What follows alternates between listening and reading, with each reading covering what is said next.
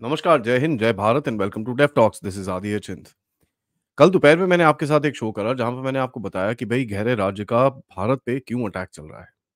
And main चीज़ जो मैंने आपके सामने थीम रखी कि साहब रशिया के साथ जो आपके रिलेशंस हैं उसके चक्कर में भारत के ऊपर काफ़ी हद तक अटैक्स चल रहे हैं और जिस तरह से आप इस रिलेशनशिप को आगे लेके जा रहे हो, वो एक गहरे राज्य के जो आज की एस्टेब्लिशमेंट है उसको काफ़ी हद तक पसंद नहीं है। तो ज़रा समझें कि भई ये रशिया के साथ गेम क्या है? What do they actually want और भारत के पीछे इस तरह से क्यों पड़े हैं? वो पूरी चीज़ मैं उस टाइम पे कवर नहीं कर पाया। तो मैंने बोला चलिए एक सेपरेट अपडेट होना चाहिए इसके ऊपर जहाँ पर हम थोड़ा रशिया, भारत और यूएसए का जो ये ट्राइलैटरल है, इसके अंदर थोड़ी-सी बात करने की कोशिश करते हैं। रशिया बहुत इम्पोर्टेंट पार्टनर है और अभी का नहीं है, बहुत पुराना पार्टनर है भारत का। आपका आपके लिए जितना उसने काम करा है ड्यूरिंग द 1971 वॉर एंड कितनी चीज़ें जो हुई हैं रशिया, भारत के बीच में। यहाँ तक कि एक एक टाइम ऐसा था कि रशिया आपको फाइटर एयरक्राफ्ट भेजता था जब आप उसको खाना भेजते थे। तो ये बार्टर सिस्टम में हम लोग बाय द वे हमने फाइटर एयरक्राफ्ट भी खरीदे हैं रशिया से एंड आज भी रशिया आपका सबसे बड़ा डिफेंस सप्लायर है as far as air force and army end of course navy का भी आपको पता ही है काफ़ी कुछ उसके साथ काम चल रहा है। रशिया के थोड़े बैकग्राउंड पे जाएँ तो Russia is a country with natural resources worth estimated to be worth about $75 trillion. That includes uranium, उसके अंदर ऑयल है, गैस है, उसके अंदर रेयर रेयर अर्थ मिनरल्स हैं और बहुत सारी और ऐसी चीज़ें हैं जहाँ पर नेचुरल रिसोर्सेज़ टोटल $75 ट्रिलियन के बीच में आती है। 90s में जब सोवियत यूनियन टूटा, उस टाइम पे एक बड़ा ही फेमस फ्रेज़ चलता था which was known as the rape of Russia. चक्कर क्या था कि अमेरिकन एस्टेब्लिशमेंट ने ये देखा कि भई हमारा तो कोई और चैलेंजर बचा नहीं है और एक जो चैलेंजर था उसको हम लोग अंदर से इतना खोखला कर देते हैं, उसके जितने रिसोर्सेज़ हैं जिसके ऊपर वो खड़ा हुआ है उसको ऐसे जगह पे लाके खड़ा करते हैं कि वो कभी दोबारा हमको चैलेंज ना कर सके। यहाँ पर अगर आपको याद होगा बोरिस येल्सिन जो उनके प्रेज़िडेंट थे उस टाइम पे रशिया के, ही was supposed to be a complete CIA sell out. CIA के नहीं थे बट सेल आउट थे।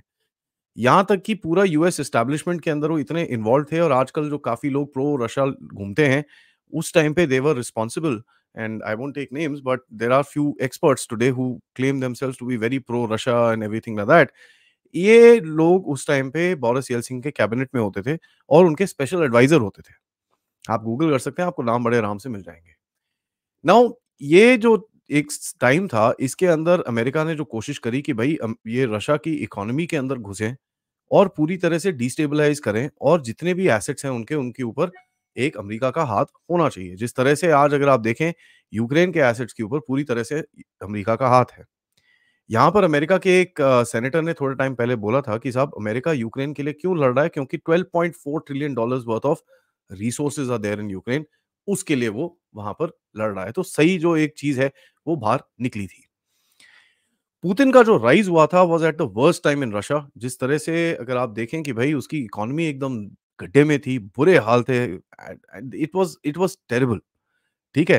एंड उस टाइम पे पुतिन का राइज़ हुआ, ही केम इन एज़ अ स्ट्रांग मैन, उसने आके जितने भी ओलिगार्की है उसको लात-वात मारी, सब सिस्टम धीरे-धीरे करके सीधा करा एंड वो स्टोरी अगर आप देखें आज एक जगह पे आके खड़ी है, where Russia is not a very strong economy but it's a very decently strong economy and उसके जो रिसोर्सेज़ हैं, उसको एक स्ट्रेंथ देते हैं अपनी सर्वाइवल के लिए।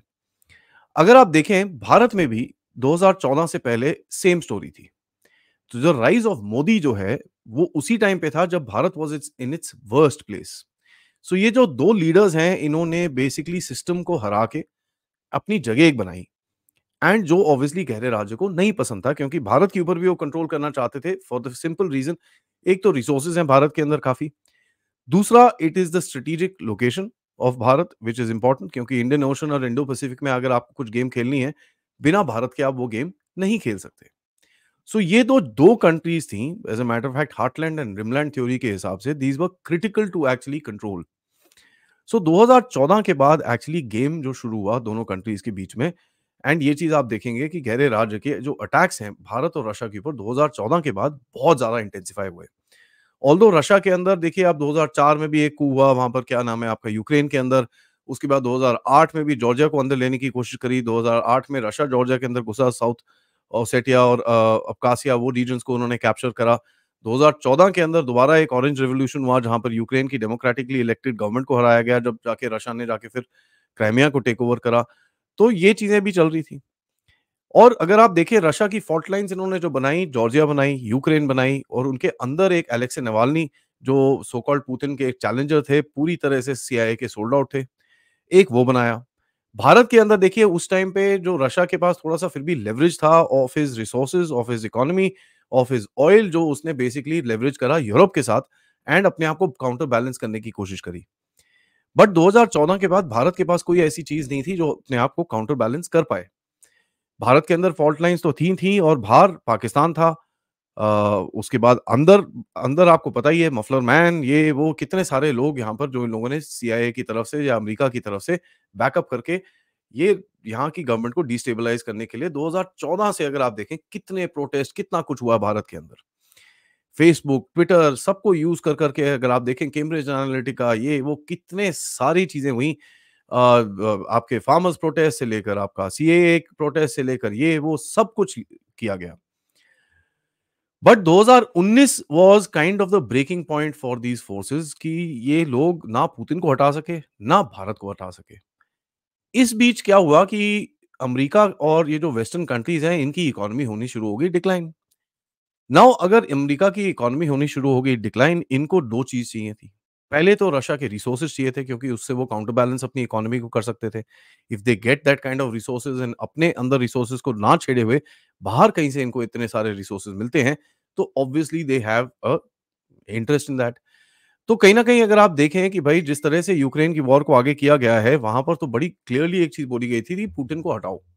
ठीक है? Remove Putin, Putin needs to be removed from the office, Putin needs to be removed from the office and उसके बाद the breakup of Russia and the weakening of Russia and the destruction of Russia की बात बड़ी clearly initial phases Ukraine war में करी गई। भारत के पास उस टाइम पे भी कोई काउंटर हेजिंग की ऑप्शन नहीं था, आपके पास आपके रिलेशन से एंड 2019 के बाद अगर आप देखें भारत ने कोशिश भी करी कि भई चाइना के साथ थोड़ी बात-बूत की करी जाए, कुछ इस रीजन के अंदर कुछ एक स्ट्रक्चर बनाने की कोशिश की जाए। आप अपनी जगह बना रहे थे, उस टाइम पे आपकी इकोनॉमी धीरे-धीरे करके खुल रही थी, आपको दोनों जगह की ज़रूरत थी। Everything was actually happening at that time. फिर आया एक टर्निंग पॉइंट। टर्निंग पॉइंट जो आया भारत के लिए व्हिच वाज़ कोविड। कोविड में भारत को बेसिकली एक अकेला छोड़ दिया गया था, सबसे, ठीक है? Everybody left India alone. हमारे पास कुछ नहीं था। हमारे पास ना पीपीई थे, ना मास्क था, ना वैक्सीन्स थी, ना मेडिसिन्स था, ना कुछ भी नहीं था हमारे पास। यहाँ पर भारत ने जो भी अपनी परफॉर्मेंस दिखाई अंडर प्रेशर और ये मैं हमेशा जैसे बोलता हूँ भारत का जो परफॉर्मेंस रहता है, हमेशा अंडर प्रेशर बेटर रहता है। भारत ने अपनी परफॉर्मेंस दिखाई यहाँ तक कि पहले 3 महीने के अंदर we became the largest manufacturer of PPEs and masks and उसके बाद 3 और महीने के अंदर we became the second largest exporter. तो अपनी अब आप खेल पा रहे थे, आप एक्सपोर्ट भी करना शुरू हो गए। वहाँ पर रशिया को तो ऑब्वियसली हिट हुआ as far as Covid was concerned and उसके अंदर काफ़ी चीज़ें करने की कोशिश की गई, भई रेजिम चेंज हो जाए, कुछ हो जाए, ये हो जाए। लेकिन भारत के अंदर जो एक सँभाली हुई कोविड की स्ट्रैटेजी थी, except for the second wave जहाँ पर एक पूरा प्रोपेगेंडा चलाया गया, लैक ऑफ ऑक्सीजन जी, ये जी, वो भी पूरा आपको सबको दिखा ही बाद में कि ये आधा सब तो पॉलिटिकल था और फेक भी निकला। ड्यूरिंग कोविड भारत के अंदर अगर आपको याद होगा माइग्रेंट्स प्रॉब्लम, कभी ये प्रोटेस्ट, कभी वो, कभी ये, कभी वो और तबलीगी जमात तक के साथ काफ़ी कुछ कंडम किया गया कि आप देखें अंदर से इनको किस तरह से वीक किया जाए। रशिया का एक हेज था, जैसे मैंने आपको पहले बताया अपनी इकोनॉमी के साथ क्या हेज था उसका? Oil links with Europe, oil and gas links with Europe जो वो बेसिकली वो पाइपलाइन से यूरोप को चीज़ें बेच रहे थे। कोविड के अंदर भारत ने एक ऐसा स्टेप लिया जहां पर आपके पास एक लेवरेज आना शुरू हुआ और वो लेवरेज था ऑब्वियसली कोविड के जो PPE and mask and all that stuff and the biggest was the vaccines जहां पर आपने गेम खेलनी शुरू करी ग्लोबल साउथ के साथ। ये चीज हमको समझनी पड़ेगी कि ये जो पैसे ये गहरे राज्य के पास हैं वो सारे लूटे हुए पैसे हैं कहां से? ग्लोबल साउथ के साथ। तो एक ग्लोबल साउथ एक जो वर्ड है वो बड़ा सेंसिटिव है ये जो ग्लोबल पावर्स के लिए क्योंकि उनको ये दिखता है कि भाई कोई भी कंट्री अगर इस सेक्शन को इन्फ्लुएंस कर सकता है वो फिर उनके इंटरेस्ट पे थोड़ा डैमेज कर सकता है। एनीवेज ये सब चलता रहा they took the final step in Ukraine. Ukraine में क्या था? यूक्रेन में इनको लगा कि साहब ये जंग शुरू होगी, ये वॉर शुरू होगी, यहाँ पर रशिया को हम एकदम आइसोलेट कर देंगे और किसी तरह से इसकी पूरी इकोनॉमी को ठप कर देंगे। As a matter of fact statement saying कि भई हम यूरोपियन ये जो पाइपलाइन्स हैं सबको साइड करके सबको तोड़-ताड़ के बराबर कर देंगे, खुले में बोले गए। एंड एक चीज़ याद करिए पुतिन उस टाइम पे भारत में आए थे। December of the year previous to the opening of the Ukraine war हमारे जो रेगुलर बायलैटरल लीडरशिप मीटिंग्स हैं, जहाँ पर एक एक कंट्री का लीडर दूसरी कंट्री में जाता है। लास्ट ईयर जैसे मोदी साहब गए थे, अगले साल पुतिन साहब यहाँ पर आएँगे। हमने ये चीज़ देखी कि पुतिन वहाँ पर आया था। अभी देखिए सिचुएशन जिस तरह से आगे जा रही है, अब समझ में आता है कि Putin might have, and I am saying, मेरे पास कोई प्रूफ नहीं है बोलने को, बट जिस तरह से भारत की जो रिएक्शन था यूक्रेन वॉर का एंड जिस तरह से आपने रशिया के साथ डील करा, it sure does tell you that Modi और पुतिन की इस बारे में बात हुई होगी कि साहब ये एक चीज़ हो रही है, I might have to head into a war.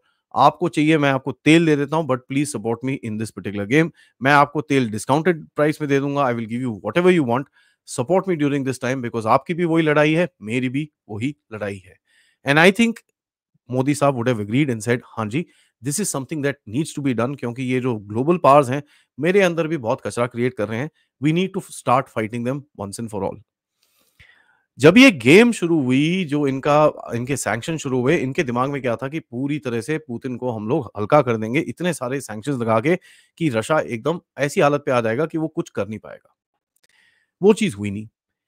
Bharat, China दोनों ने तेल-तूल खरीदना शुरू करा। यहाँ पर आके आप अगर आप देखें कि भारत की तरफ से एक स्मार्ट मूव मारी गई कि वही तेल को रिसाइकिल करके इनिशियली तो आपने अमेरिका को भी बेचा है बाय द वे। उसके बाद अभी आप बन गए हो largest oil supplier and largest energy supplier to Europe. I mean in spite of the Middle East being there. तो आपने अपना फोकस चेंज करा, आपने बोला यार हमको सस्ता तेल मिल रहा है which is in my national interest और हम एक गहरे राज्य की तरफ भी कुछ गेम खेल पाते हैं which is also in my national interest.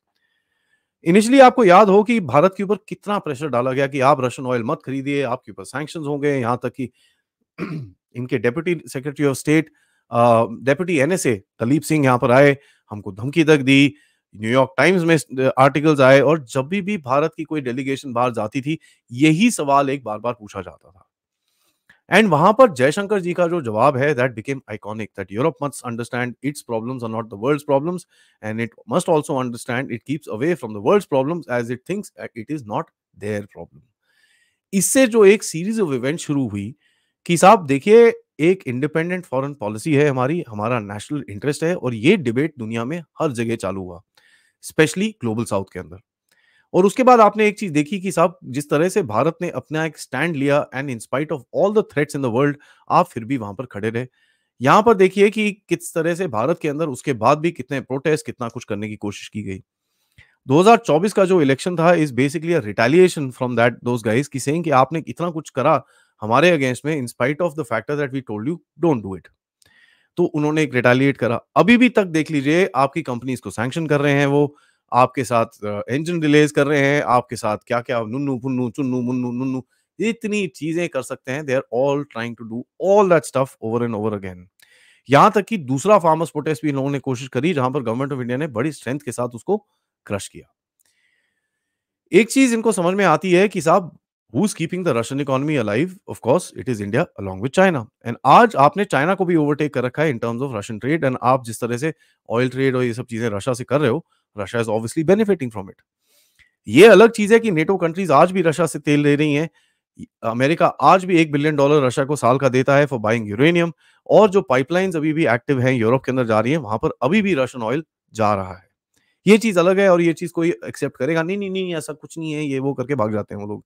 India is at fault because India is buying so much of Russian oil and तभी आप देखेंगे कि सैंक्शंस आते हैं इंडिया के बारे में। बाकी जो 400 कंपनीज़ में से 350 जो नेटो कंट्रीज़ के हैं, उसके बारे में कोई इतनी बात नहीं करता क्योंकि मीडिया नैरेटिव एक ऐसा बनाया हुआ है। नाउ रशिया ने देखा कि यार 2 कंट्रीज़ हैं मेरे साथ जो मेरा इस टाइम पे सपोर्ट कर रही हैं। चाइना है, भारत है। उसको ये पता चला कि साइनो वहाबी लेफ्टिस्ट जो अलायंस है, उसके अंदर चाइना तो बहुत बड़ी तरह इन्वॉल्व्ड है एंड यहाँ पर चाइना के डीप स्टेट के साथ जो रिलेशंस हैं, ये भी रशिया को बड़े क्लियरली दिखते होंगे। एंड अगर आप देखें जिस तरह से रशिया ने अपने आप को थोड़ा-सा काउंटर बैलेंस करने की सोची है as far as India is concerned and जब चाइना और भारत का स्टैंड ऑफ हुआ, उसके अंदर एस-400 आपके पास पहुँची, ये पहुँचा, वो पहुँचा, तो they did show us certain amount of support towards you between India and China. Now ये देखिए कि भारत की तरफ अगर आप देखें कि भई जो भी चीज़ें चल रही थी, the Americans and the western powers try to hit the Indian economy. ठीक है? आपके ऊपर कितनी सी सारी चीज़ें होती हैं, इकोनॉमिक अटैक्स आज देखिए आपके ऊपर ट्रेन पे अटैक्स होते हैं, आपके प्लेन्स पे चीज़ें होती हैं, आपके हिंडनबर्ग पता नहीं क्या-क्या, क्या-क्या, क्या-क्या चीज़ें करी हैं इन लोगों ने। लिस्ट इज़ सो लॉन्ग और ये चीज़ ऑब्वियसली पुतिन भी देख रहा है कि यार यही एक कंट्री है जिसके ऊपर रिलेंटलेस अटैक्स आ रहे हैं। बट चाइना को कहीं न कहीं एक डिस्काउंट मिलता है, सब लोग जाके मिलते हैं उससे, बातें करते हैं, सब कुछ ठीक है। लेकिन भारत के ऊपर कोई भी छोटा बहुत डिस्काउंट भी नहीं मिल रहा है। एंड जिस तरह से वो रशिया को भी ये चीज़ दिखती है कि साहब ये थोड़ा एक ना गेम है, this something that needs to be played. और ये चीज़ आपने बड़े क्लियरली प्ले होती हुई देखी ब्रिक्स समिट के अंदर, जहाँ पर प्रेज़िडेंट पुतिन ने मोदी साहब की जो भाषा है, we are not anti west, we are just non west, BRICS currency कोई चीज़ नहीं है, जिसके लिए ग्लोबल टाइम्स ने कितना कुछ, कितने आर्टिकल्स डाले, कितना सब कुछ डाला, कितना प्रोपेगेंडा हुआ कि भई बस अभी ब्रिक्स की करेंसी आ जाएगी। आज कुछ लोग बोलते हैं कि साहब ब्रिक्स की करेंसी का कोई प्लान ही नहीं था। यही लोग 1 डेढ़ 2 साल पहले BRICS currency, BRICS currency, BRICS currency के बारे में और उसका पूरा फ़ॉर्मूला तक लिख चुके थे कि ये आने वाली है। तो ये चीज़ अगर आप देखें कि पूरी हद तक अमेरिका को ये चीज़ पता है, आज दुनिया में अगर उसके 2 बड़े-बड़े चैलेंजर्स हैं, that is Modi and Putin.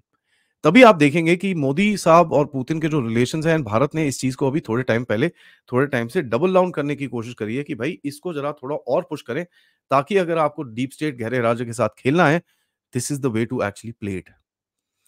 आप ये देखेंगे रशिया भारत के रिलेशंस और भी आगे जा रहे हैं and people to people contact, cross investments and अभी तो यहाँ ये भी न्यूज़ आ रही है कि अगर माने ना माने वो आपकी चीज़ है, बट न्यूज़ ये आ रही है कि भारत ने कुछ हिडन वेस्टर्न टेक्नोलॉजी भी रशिया को बेची है as far as chips and all that stuff is concerned. तो Bharat is not relenting, Bharat is not stopping and Putin को भी ये चीज़ पता है, जिस तरह से वो भी भारत की हेल्प इस टाइम पे कर रहा है। You can see these two countries actually standing up to the deep state and saying, "Bugger off, we don't accept your nonsense anymore." And यहाँ पर आप देखिए भारत ने फिर भी जाके रशिया के साथ और यूक्रेन के साथ बात करने की कोशिश करी, इस चीज़ को रिज़ॉल्व करने की कोशिश करी कि भाई कहीं न कहीं आके इसका थोड़ा रेज़ोल्यूशन आए। लेकिन ऑब्वियसली डीप स्टेट वो चाहता नहीं है। एंड ये भी आपने थोड़ा डीप स्टेट के उँगलियों पे पैर रखा वहाँ पर जाके। ग्लोबल साउथ की तरह एक पैर आपने रखा हुआ था, अभी दूसरा पैर आपने as far as so called negotiations के चक्कर में आपने जाके रख दिया। तो ये रिलेशंस जो हैं 2 कंट्रीज़ के बीच में, ये एक-दूसरे के लिए बहुत इम्पोर्टेंट है। Because Russia can't fight this battle alone, neither can Bharat and we need to find a common interest and बीच में आपको दिखता है कि कहीं न कहीं एक कॉमन इंटरेस्ट ग्राउंड की तरफ ये दोनों देश जाते हैं और एक-दूसरे की हेल्प कर रहे हैं। यहाँ पर अगर आप देखें चाइना ने भी घुसने की कोशिश करी है and that's one of the biggest reasons that you will find that China has walked away from the border.